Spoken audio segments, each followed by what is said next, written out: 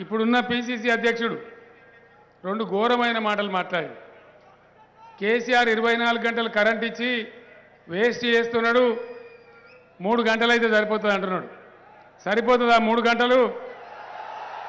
వినబడతలే, సరిపోతుందా? 24 గంటలు ఉండన్నా? ఉండాలంటే వాళ్ళు చేతులు లేవట్టుంది. స్టేజ్ మీద లేవడతలేరా వీళ్ళకి అద్దట.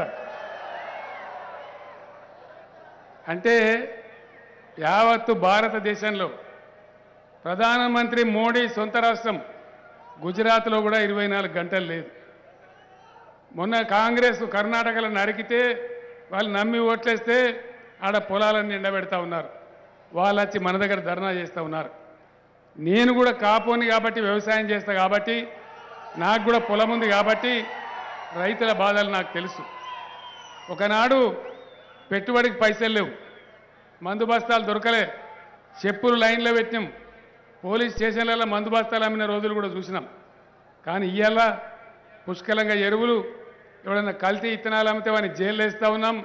బ్రహ్మాండంగా బాకీల బాధ తీరుతూ ఉంది. రైతులు అప్పులు తీసుకోకుండా ఇలా పంటలు పండించుకునే పరిస్థితి ఉంది. వడ్లు కొంటున్నది ప్రభుత్వం. గతంలో వడ్లు అమ్ముకుంటే ఎట్లా ఉండే, ఇవాళ వడ్లు మీ ఊరికి వచ్చి మీ కొనుగోలు కేంద్రాల దగ్గర మీరు బీటికో సావుకారుకో తీసుకొని పోకుండా అక్కడనే ధాన్యం కొనుగోలు చేస్తూ ఉన్నారు. పైసలు ఎట్లా వస్తూ ఉన్నాయి? మీరు సిటీలు పట్టుకొని సావుకారుల దగ్గర తిరిగే అవసరం లేదు. మీ ధాన్యం అమ్మితే నేరుగా వచ్చి మీ బ్యాంక్ ఖాతాలో డబ్బులు జమ అవుతూ ఉన్నాయి. రైతు బంద్ చేసినట్టయితే మొత్తం నేరుగా వచ్చి మీ ఖాతాలో జమ అవుతూ ఉన్నాయి. రైతు ఎవరైనా చనిపోతే వారం తిరగక ముందే వారం 10 రోజులలో 5 లక్షల రూపాయలు వాళ్ళ కుటుంబానికి వస్తూ ఉన్నాయి.